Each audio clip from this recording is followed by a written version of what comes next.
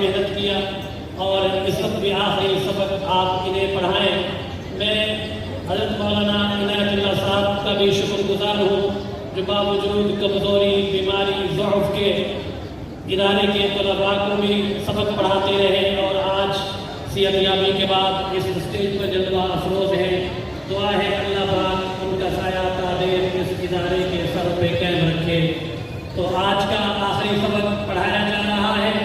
اگر آپ حضرات ختم بخاری شریف کے اس سبق میں توجہ سے سنیں گے تو گویا کہ آپ بھی شریک سفر، شریک سبق ہو جائیں گے۔ اور میں درخواست گزار ہوں حضرت مولانا عطا اللہ صاحب سے کہ وہ آخری سبق شروع فرمائیں۔ بسم اللہ الرحمن الرحیم، نحمدہ ونصلی علی رسولہ الکریم، اما بعد۔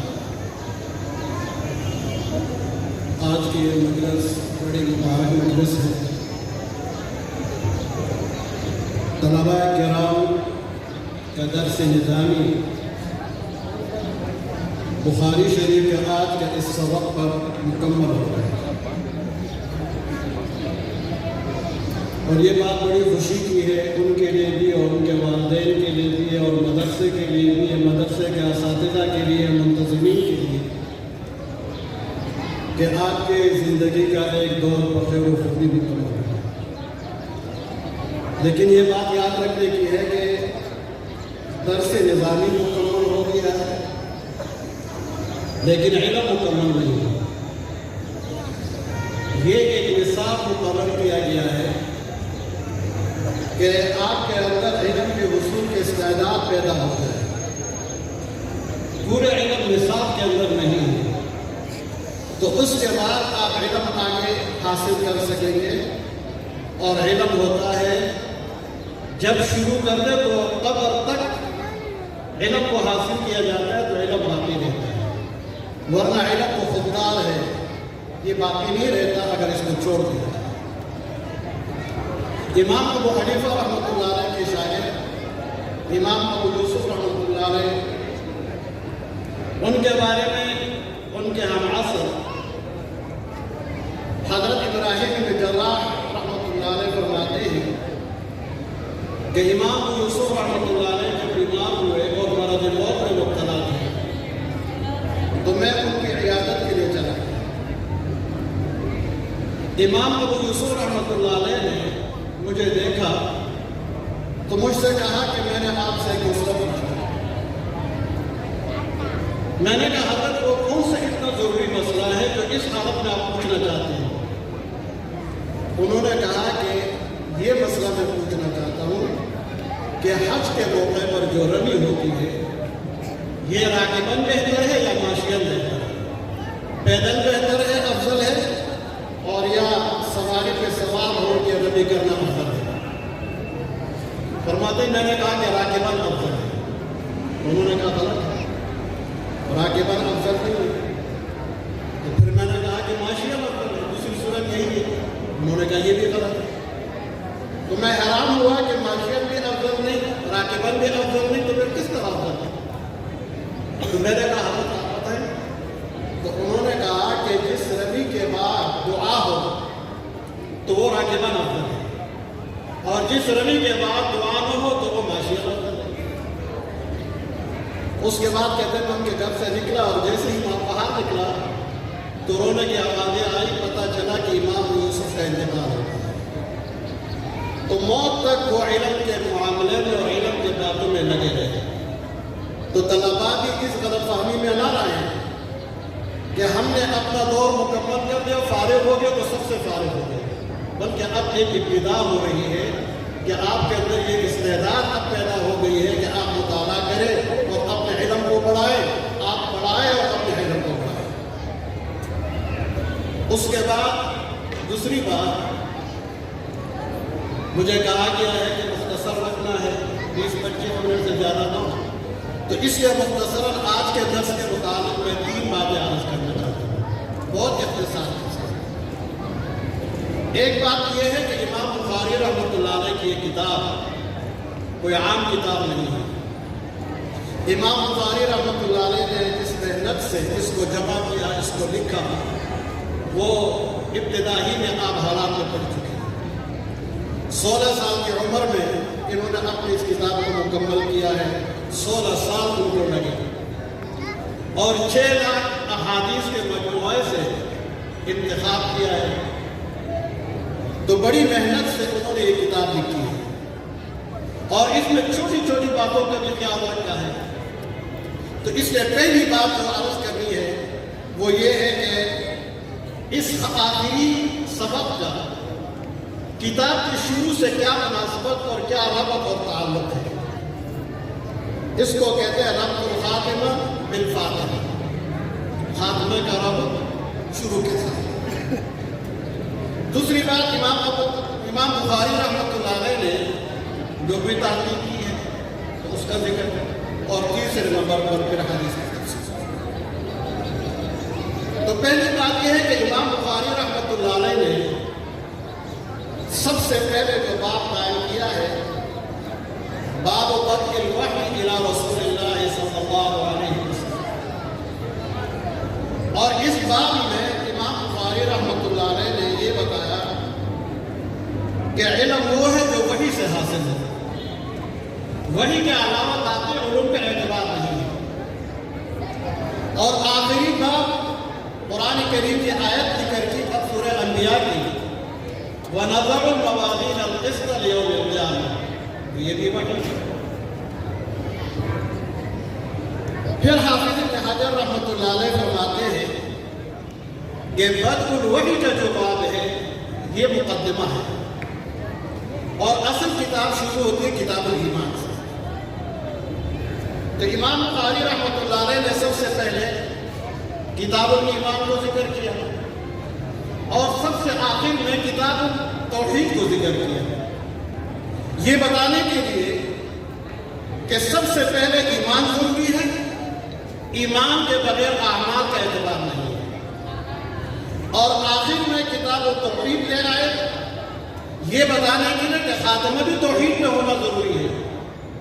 اگر شروع میں کوئی ایمان تو لے آیا ہو لیکن اس کا خاتمہ کفر پہ ہو تو وہ جہنمی ہے، لیکن اگر شروع سے بھی ایمان ہے لیکن آخر میں کیا اعتبار ہے، آخر میں خاتمہ بھی ایمان پر ہو جائے تو پھر وہ کامیاب ہے۔ تو شروع بھی کتاب الایمان اور آخر بھی کتاب التوحید، ایمان توحید کا ہے۔ پھر امام بخاری رحمۃ اللہ علیہ نے سب سے پہلے جو حدیث ذکر کی وہ انما الاعمال بالنیات، کہ اعمال کا دار و مدار نیت پر ہے، اور آخر میں بات قائم کر رہے ہیں کہ آخرت میں ترازو قائم کیا جائے گا اور اعمال کو تولا جائے گا۔ تو شروع میں بتایا کہ اعمال کا اعتبار دنیا کے اندر وہ نیت پر ہے، اور آخرت میں اعمال کا اعتبار جو ہے وہ ترازو کے بھاری ہونے پر ہے۔ جس کے اعمال کا ترازو کا پلڑا بھاری ہو جائے تو وہ کامیاب ہے، اور جس کے سیئات کا پلڑا بھاری ہو جائے تو وہ ناکام ہے۔ تیسری بات، امام بخاری رحمۃ اللہ علیہ یہ بتانا چاہتے ہیں کہ دنیا میں انبیاء کرام تشریف لائے، تو انبیاء کرام کی 2 ذمہ داریاں ہیں۔ ایک یہ کہ وَيُحِقَّ الْحَقَّ وَيُبْطِلَ الْبَاطِلَ، حق کو بیان کرنا، باطل کی تردید کرنا۔ اعبدوا اللہ ولا تشرکوا بہ شیئا، اعبدوا اللہ وحدوا اللہ، اللہ کی توحید کو مانو، اللہ کی بندگی اختیار کرو، یہ جو احقاق حق ہے، اور ولا تشرکوا بہ شیئا، اس میں شرک اور کفر کی تردید ہے۔ تو جس طرح انبیاء کی یہ ذمہ داری ہے کہ حق کو بیان کرے، اسی طرح انبیاء کی یہ بھی ذمہ داری ہے کہ باطل کی تردید بھی کرے۔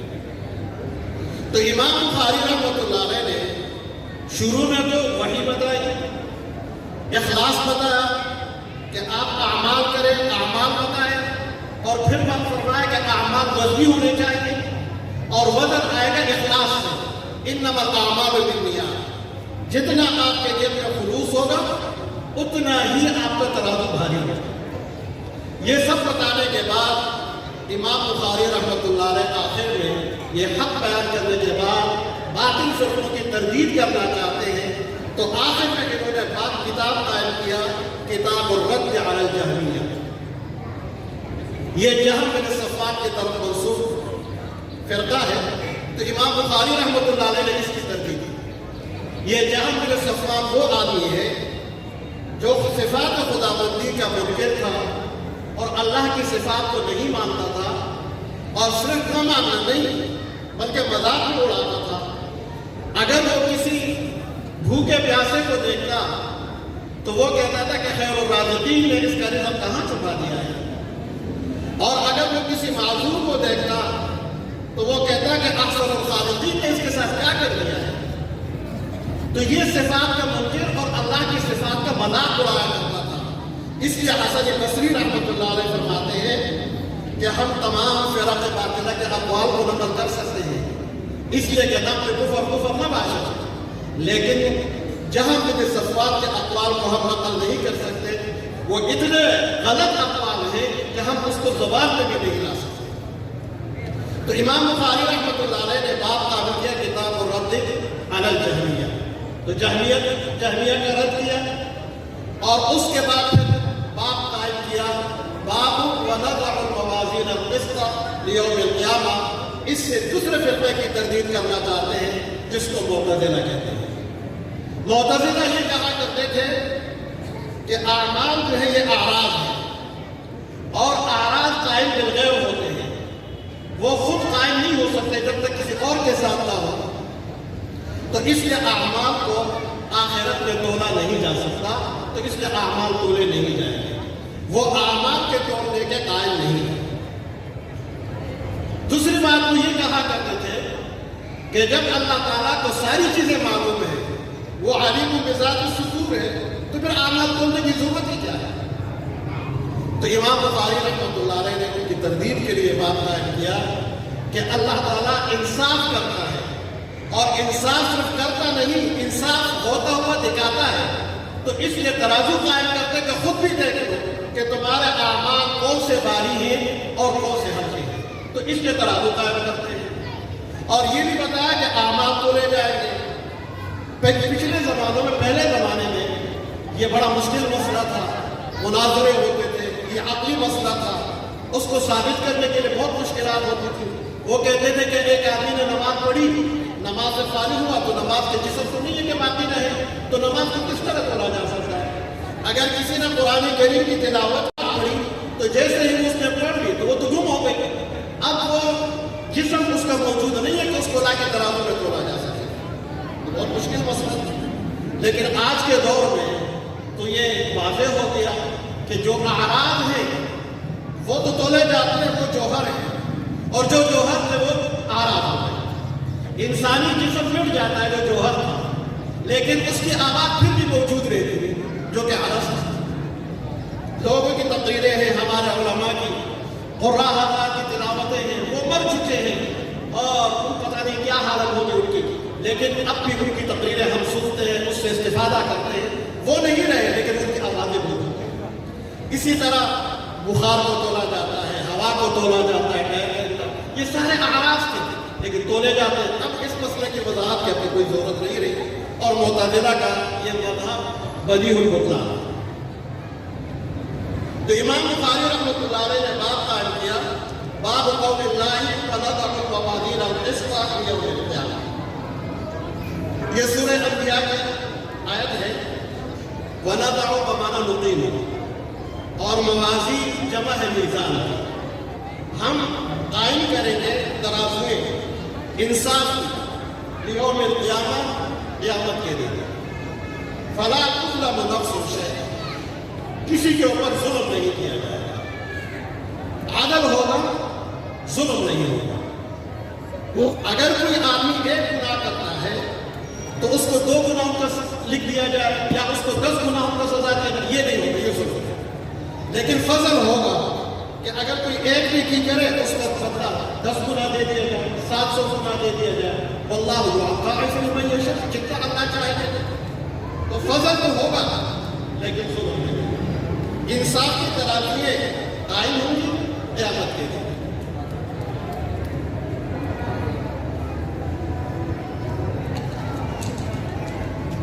موازین کو جمع لے آئے. یہ جمع کیوں لائے؟ بعض حضرات کہتے ہیں کہ ترازویں زیادہ ہوں گی تو اس لیے جمع لے آئے، اور اس طرح زیادہ ہوگی کہ ہر امت کے لیے الگ الگ ترازو ہوگا. امت محمدی کے لیے الگ ترازو، عیسائیوں کے لیے الگ ترازو، یہودیوں کے لیے الگ ترازو، ہر امت کا ترازو الگ ہے. اور بعض حضرات کہتے ہیں کہ اعمال کے اعتبار سے ترازو میں تعدد ہوگا. نماز کے لیے الگ ترازو، زکوٰۃ کے لیے الگ ترازو، روزے کے لیے الگ ترازو، حج کے لیے الگ ترازو، اعمال کے لیے الگ ترازو. جس طرح ہم دنیا میں دیکھتے ہیں کہ سونا تولنے کے لیے الگ ترازو ہوتا ہے، اجناس تولنے کے لیے الگ ترازو ہوتا ہے. گندم اور جو وہ سونے والے ترازو سے نہیں تولے جا سکتے، اور سونے کو وہ گندم اور جو والے ترازو سے نہیں تولے جا سکتے. اور ٹرک اور ٹرالر جس ترازو سے کانٹے سے تولے جاتے ہیں اس سے جو ہے اجناس بھی تولے جاتے ہیں.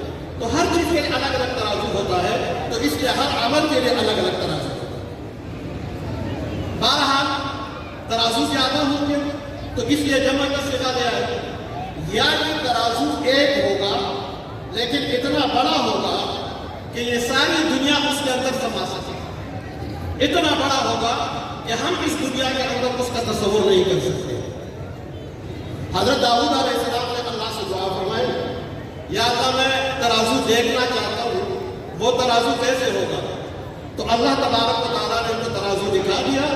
تو حضرت داؤد علیہ السلام بے ہوش ہو کر گر گئے اور فرمایا، یا اللہ کس کی یہ مجال ہے کہ اس ترازو کو اعمال سے بھر سکے؟ یہ تو ممکن ہی نہیں ہے. تو اللہ تبارک و تعالیٰ نے فرمایا کہ جب میں کسی سے خوش ہو جاتا ہوں اور اس کا ایک کھجور بھی صدقہ کر لیتا ہے تو اس ترازو کو میں اس ایک کھجور سے بھی بھر دیتا ہوں. اس لیے حدیث میں آتا ہے، رسول اللہ صلی اللہ علیہ وسلم فرماتے ہیں کہ جب کوئی آدمی ایک کھجور اخلاص کے ساتھ صدقہ کرتا ہے تو میں اس کی تربیت کرتا ہوں، اس کو بڑھاتا ہوں یہاں تک کہ وہ جبل احد کے برابر بن جاتا ہے. تو یہ تو اللہ تعالیٰ کا کی قبولیت ہے اور اخلاص ہے کہ جتنا آدمی چھوٹا عمل کر لے اور اللہ کے یہاں وہ قبول ہو جائے تو اللہ اس کو بڑھا دیتے ہیں. تو وہ ترازو اتنا بڑا ہوگا اور اتنا حساس ہوگا کہ چھوٹے سے چھوٹے چیز کو بھی اس میں تولا جا سکتا ہے اور بڑے سے بڑی چیز کو بھی اس میں تولا جا سکتا ہے. تو اس لیے تعظیماً اور تفخیماً اس کے لیے جمع کا صیغہ لے آئے. وَنَضَعُ الْمَوَازِينَ الْقِسْطَ. موازین جمع ہے اور قسط اس کی صفت ہے، مفرد ہے. تو یہ تو دونوں میں مناسبت نہیں رہی موصوف صفت کے درمیان. تو جواب یہ ہے کہ قسط مصدر ہے اور یہ جمع کے لیے مفرد بھی آ سکتا ہے، تسنیہ کے لیے بھی مفرد آ سکتا ہے، جمع کے لیے بھی مفرد آ سکتا ہے. تو اس میں کوئی حرج نہیں. وَنَضَعُ الْمَوَازِينَ الْقِسْطَ لِيَوْمِ الْقِيَامَةِ لَا مَعْنَ فِيهَا فِي يَوْمِ الْقِيَامَةِ وَأَنَّ أَعْمَالَ بَنِي آدَمَ وَأَقْوَالَهُمْ بنی آدم کے اعمال اور اقوال تولے جائیں گے. اعمال جمع ہے. ایک نسخے میں یہ کہ وَأَنَّ أَعْمَالَ بَنِي آدَمَ وَأَقْوَالَهُمْ اعمال بھی تولے جائیں گے، اقوال بھی تولے جائیں گے. تو پھر تو کوئی اعتراض نہیں ہے. اعمال بھی جمع، اقوال بھی جمع، اس لیے کہ اقوال بھی متعدد ہوتے، اعمال بھی متعدد ہوتے. لیکن یہاں تو ہمارے پاس مسئلہ ہے، اس کے اندر اعمال جمع ہے اور اقوال قول اور قول مفرد ہے. تو اعمال کو جمع کیوں لایا اور قول کو مفرد کیوں لایا؟ تو اس کی وجہ یہ ہے کہ اعمال صادر ہوتے ہیں کئی اعضاء سے، مختلف اعضاء سے. ہاتھ کے اعمال الگ ہیں، پاؤں کے اعمال الگ ہیں، آنکھوں کے اعمال الگ ہیں، کانوں کے اعمال الگ ہیں. تو کوئی چیز اعضاء سے صادر ہوتے ہیں تو اس لیے جمع لے آئے. اور قول جو ہے وہ صرف زبان سے صادر ہوتا ہے تو اس کا مصدر ایک ہے تو اس لیے اس کو مفرد لے آئے. دوسری بات ہے کہ سب سے اہم عمل جو ہے وہ زبان کا ہے. اور حدیث میں یہ آتا ہے کہ رسول اللہ صلی اللہ علیہ وسلم نے فرمایا کہ صبح روزانہ تمام اعضاء زبان کے سامنے ہاتھ جوڑتے ہیں کہ خدا کے واسطے تم ٹھیک رہو، اگر تم ٹھیک رہی تو ہم سب ٹھیک رہیں گے، اور اگر تو بگڑ گئی تو ہم سب بگڑ جائیں گے. حضرت عقبہ بن عامر رضی اللہ تعالیٰ عنہ کی روایت ہے، وہ فرماتے ہیں کہ میں ایک مرتبہ رسول اللہ صلی اللہ علیہ وسلم سے ملا اور میں نے کہا من نجات، یا رسول اللہ نجات کی کیا صورت ہے، آخرت کی نجات کیسے ہوگی؟ تو آپ نے فرمایا اپلک علیک لسانک، اپنی زبان کو قابو رکھ، جب تیری زبان میرے قابو میں ہوگی تو تو آخرت کی نجات پا لے گا۔ تو اس سے معلوم ہوا کہ زبان کا عمل سب سے اہم ہے، برا عمل بھی اچھا عمل۔ جب ہم اس زبان کو اچھی طریقے استعمال کرتے ہیں تو وہ بھی بڑا اہم، اور برائی میں استعمال کرتے وہ بھی سب سے اہم۔ تو دونوں چیزیں، اس کے برائی بھی بہت بری اور اچھائی بہت اچھی۔ اور آگے امام بخاری رحمۃ اللہ علیہ جو آخر میں وظیفہ دے رہے ہیں تو وہ بھی زبان سے پڑھنے کا ہے، تو اس لیے وہ لوگوں کو خصوصی طور پر دکھائیں۔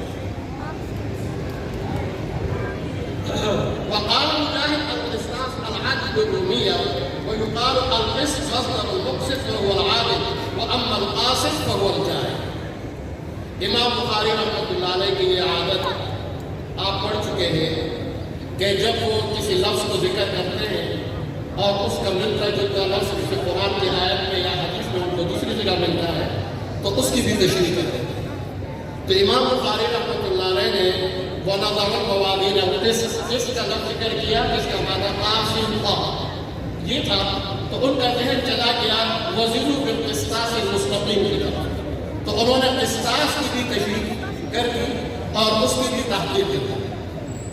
فرمایا القسطاس، مجاہد کہتے ہیں کہ القسطاس العدل بالرومی، قسطاس کا لفظ جو ہے رومی زبان میں عدل کے معنی میں آتا ہے۔ تو سوال پیدا ہوتا ہے کہ رومی زبان یہ ترجمہ ہے تو کیا قرآن کریم میں عجمی الفاظ ہیں؟ اس میں بڑا اختلاف رہا ہے۔ بعض حضرات کہتے ہیں کہ قرآن کریم میں عجمی لفظ جب آتا ہے تو یہ ترادف لغات میں سے ہوتا ہے۔ ترادف لغات کا معنی یہ ہے کہ ایک لفظ عجمی زبان میں استعمال ہو ایک معنی کے لیے اور اسی معنی کے لیے عربی میں بھی استعمال ہو۔ جیسے صابن کا لفظ عربی میں بھی استعمال ہوتا ہے اور عجمی میں بھی استعمال ہوتا ہے، یا زعفران ہمارے یہاں اردو میں فارسی میں بھی استعمال ہوتا ہے، عربی میں بھی استعمال ہوتا ہے، یا جیسے تنور یہ عربی میں بھی استعمال ہوتا ہے، اردو میں بھی استعمال ہوتا ہے۔ تو یہ وہ الفاظ جو ترادف لغات ہیں، عربی میں بھی استعمال ہے اور دوسری زبانوں میں عجمی میں بھی استعمال ہے، تو یہ ترادف لغات میں سے۔ اور بعض حضرات کہتے ہیں کہ لفظ عجمی ہو اور اس کو عربی کی طرف منتقل کر دیا جائے، اس کو عربی بنا دیا جائے، اور وہ عربی بنتا ہے تین چیزوں سے، کہ یا اس کے اوپر الف لام داخل کر دیں، یا اعراب اس کے اوپر لگا دیں، اور یا اعراب کا تنوین لگا دیں۔ تو ان تین طریقوں سے وہ عربی لفظ بن جائے گا، وہ پھر عجمی نہیں رہے گا بلکہ اس کو عربی کہیں گے۔ تو القسطاس یہ ترادف لغات میں سے کہ رومیہ میں بھی استعمال ہوا اور عربی میں بھی استعمال ہوا، اور یہ قسط اور قسطاس یہ ازداد میں سے ضد معنی میں استعمال ہوتا ہے، یعنی یہ ظلم کے معنی میں بھی استعمال ہوتا ہے اور عدل کے معنی میں بھی استعمال ہوتا ہے۔ تو امام بخاری رحمۃ اللہ علیہ نے اس کی تشریح کی کہ جب یہ ثلاثی مزید فی سے ہو تو اس وقت یہ مقصد کا مصدر ہے تو یہ بمعنی عدل کے ہے، اور جب یہ ثلاثی مجرد سے ہو قصص یقصد یا قصص یقصد تو اس وقت یہ عادل کا مصدر ہوتا ہے، قاصد کا مصدر ہوتا ہے اور اس کا معنی ظلم ہوتا ہے۔ تو یہ دونوں معنوں میں استعمال ہوتا ہے، جب ثلاثی مجرد سے تو ظلم کے معنی میں، قاصد فهو الجائر، واما القاصدون فكانوا لجهنم حطبا، جو ظالم ہے کافر ہے وہ جہنم کا ایندھن بنے گے۔ اور اگر یہ مقصد سے ہو تو یہ عدل اور انصاف کے معنی میں آتا ہے، ان اللہ یحب المقسطین، اللہ عدل کرنے والے انصاف کرنے والوں کو پسند کرتا ہے۔ آگے حدیث ہے وبه قال حدثنا احمد بن اشکار قال حدثنا محمد بن فضيل عن عمارة بن القعقاع عن ابي زرعة عن ابي هريرة رضي الله تعالى عنه۔ احمد بن اشکار امام بخاری رحمۃ اللہ علیہ کے آخری استاد ہیں۔ یہ تین راوی ہیں، ایک محمد بن اشکار، ایک علی بن اشکار، ایک احمد بن اشکار۔ بظاہر ایسا لگتا ہے کہ یہ تینوں بھائی ہیں، حالانکہ یہ بھائی نہیں ہے، کوئی رشتہ داری ان کی نہیں ہے بلکہ الگ الگ ہے، اور یہ تینوں حدیث کے راوی ہیں۔ یہاں احمد بن اشکار کی روایت ہے اور امام بخاری رحمۃ اللہ علیہ نے سن 217 یا 219 ہجری میں مصر میں ان سے ملاقات کی اور ان سے حدیثیں سنی۔ تو جو ان کے آخری استاد تھے اس کے حدیث کو آخر میں کیا. اسی حدیث کو امام بخاری نے 2 جگہ اور ذکر کیا ہے، ایک کتاب الایمان والنذور میں اور ایک دوسری جگہ. تو ایک جگہ قتیبہ بن سعید کی سند سے ذکر کیا ہے اور ایک زہیر بن حرب کے سند سے ذکر کیا ہے، اور یہاں احمد بن اشتاب کے سند سے ذکر کیا ہے، اس لیے کہ یہ آخری استاد ہے. اور ویسے بھی امام بخاری رحمۃ اللہ علیہ بڑے باریک دین ہیں، یہ بھی بتا رہے ہیں کہ جو پہلی روایت انما الاعمال بالنیات کی تھی وہ حمیدی سے نقل کی تھی، اور حمیدی کے لفظ میں ہم کا معنی ہے اور احمد میں بھی ہم کا معنی ہے، اور یہ امت بھی حمادون ہے اور اس کے نبی بھی محمد ہے، اور اس امت کا جھنڈا لواء الحمد ہے. تو چونکہ اس امت کو ایک خصوصیت ہے حمد کے ساتھ، تو اس لیے امام بخاری رحمۃ اللہ علیہ نے آخری روایت بھی احمد اور شروع کی روایت بھی حمیدی جس میں حمد ہے. اس کے بعد محمد بن فضیل عمار بن وقاص سے نقل کرتے، وہ ابو زرعہ سے، وہ ابو ہریرہ رضی اللہ تعالیٰ عنہ سے. ابو ہریرہ رضی اللہ تعالیٰ عنہ اسلام کے سب سے بڑے راوی ہیں اور ان کے روایتوں کی تعداد 5374 ہے. ان سے زیادہ کسی اور کی روایتیں نہیں ہیں. عبداللہ بن عمرو بن العاص رضی اللہ تعالیٰ عنہ کی روایتیں ان سے زیادہ تھی، اور حضرت ابو ہریرہ رضی اللہ تعالیٰ عنہ خود کہتے ہیں کہ مجھ سے زیادہ روایتیں کسی کے پاس نہیں سوائے عبداللہ بن عمرو بن العاص کے، اس لیے کہ وہ لکھتے تھے اور میں لکھتا نہیں تھا، تو ان کی روایتیں زیادہ تھیں. لیکن ابو ہریرہ رضی اللہ تعالیٰ عنہ نے ہمیشہ پڑھانے کے مشغلے کو اپنایا، روایت کرنے کے مشغلے کو اپنایا، تو ان کی روایتیں بڑھ گئی اور باقی رہی. اور عبداللہ بن عمرو بن العاص رضی اللہ تعالیٰ عنہ پر عبادت کے ذوق کا غلبہ تھا، تو وہ عبادتوں میں زیادہ مشغول رہے، تو اس لیے ان کی روایت نہیں چلی تھی. ان کی روایت بہت کم تعداد میں ہے، اور ابو ہریرہ رضی اللہ تعالیٰ عنہ کی روایتیں بہت زیادہ ہیں. اس سے معلوم ہوا کہ جو ہمارے علماء درس و تدریس کے مشغلے کو اپناتے ہیں تو ان کا علم پھیلتا رہتا ہے، ان کا فیض بڑھتا رہتا ہے، اور جو اس مشغلے کو چھوڑ دیتے ہیں تو ان کا علم جو ہے وہ کسی فیض کے اوپر مرتب نہیں ہوتا اور لوگوں کو اس سے کوئی فائدہ نہیں ہوتا. حضرت ابو ہریرہ رضی اللہ تعالیٰ عنہ کی روایت ہے، حضرت ابو ہریرہ رضی اللہ تعالیٰ عنہ 7 ہجری میں مسلمان ہوئے، اور اس کے بعد سن 11 ہجری کو نبی کریم صلی اللہ علیہ وسلم دنیا سے رخصت ہوئے. کم عرصہ ملا، لیکن اس کم عرصے میں بھی انہوں نے بہت زیادہ روایتیں نقل کی. اس میں سے ایک روایت یہ ہے کہ حضرت ابو ہریرہ رضی اللہ تعالیٰ عنہ کہتے ہیں کہ نبی کریم صلی اللہ علیہ وسلم نے فرمایا کلمتان حبیبتان الی الرحمن، 2 کلمے ہیں حبیبتان اے محبوبتان، 2 کلمے ہیں جو اللہ کو محبوب ہے. یا محبوب قائل، 2 کلمے ہیں جس کے کہنے والا اللہ کو محبوب ہے. تو یہ 2 کلمے اللہ کو محبوب ہے. کلمے بول کر مراد کلام ہے، اس لیے کہ یہ تو 2 کلمے نہیں، یہ تو کلام ہے. لیکن کلمہ کلام کے اوپر کلمے کا اطلاق ہوتا ہے، جیسے لا الہ الا اللہ محمد رسول اللہ بھی کلام ہے، لیکن اس کو کلمہ کہتے ہیں. تو یہ 2 کلمے اللہ کو محبوب ہے. کیوں محبوب ہے؟ اس لیے کہ اللہ کی صفات 2 قسم کی ہیں، ایک سلبی اور ایک ثبوتی. اس میں سلبی صفات کی جمع ہے اور ثبوتی صفات کی جمع ہے.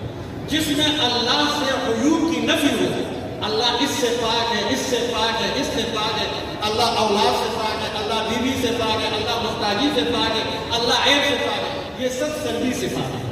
اور دوسرا قسم ثبوتی صفات کہ اللہ تعالیٰ رحمان ہے، اللہ رحیم ہے، اللہ رازق ہے، اللہ قادر ہے، اللہ مالک ہے. یہ سب ثبوتی صفات ہیں اور یہ بھی اللہ کے لیے ہے. تو ان کلمات کے اندر یہ دونوں صفات جمع ہو گئے ہیں، تو اس لیے اللہ کو محبوب ہے. اور جب اللہ کو محبوب ہے تو سوال ہوتا رہتا ہے کہ پھر یہ بہت مشکل ہوگی جب اتنی محبوب ہے. تو فرمایا نہیں، خفیفتان علی اللسان، زبان کے اوپر بہت آسان ہے، ثقیلتان فی المیزان، اور ترازو کے اندر بہت پانی ہے. سبحان اللہ و بحمدہ سبحان اللہ العظیم. حدیث میں آتا ہے رسول اللہ صلی اللہ علیہ وسلم نے فرمایا جو صبح ان 2 کلمات کو پڑھتا ہے تو اللہ تعالیٰ اس کے گناہوں کو بخش دیتا ہے، اگرچہ وہ سمندر کے جاگ کے بعد. کتنے آسان کلمے ہیں، کتنا آسان ہے، لیکن یہ ترازو کو بھر دیتا ہے اور یہ گناہوں کو معاف کرنے کا ذریعہ ہے. تو کوئی مشکل بھی نہیں ہے. امام بخاری یہ آخری سبق دے رہے ہیں کہ جو मजालिस लिखने के थे, या जो आप लोगों ने पढ़ा मजालिस लिखने के हैं, पढ़ने के हैं, वो पूरे हो रहे हैं। और जब मजलिस पूरी होती है और उसके आखिर में कोई सुभान अल्लाह अल्हम्दुलिल्लाह पढ़ लेता है तो वो उस मजलिस के लिए कफ़ारा बन जाता है। तो इसलिए कलिमात पढ़ो ताकि ये तुम्हारे तमाम मजालिस के लिए कफ़ारा बन जाए, और इसको रोज़ पढ़ते रहो ताकि आमाल तुम्हारे भारी हो और तराजू में तुम्हारे आमाल भारी हो जाए और अल्लाह ताला तुम्हारे गुनाहों को बख्श दे। व आखिर दावाना